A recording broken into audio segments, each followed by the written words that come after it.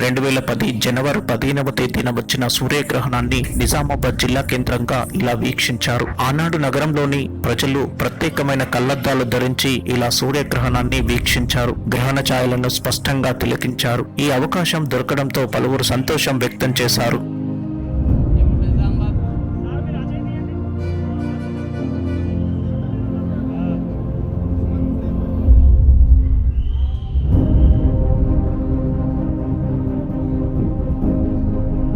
Start అయింది. ఇట్లా వచ్చి కింద ఇస్తారా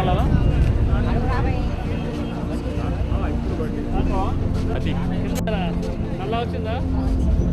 పూర్తి రౌండ్ లేదు కదా, అదే కిందకి ఇట్లా వస్తలేదా?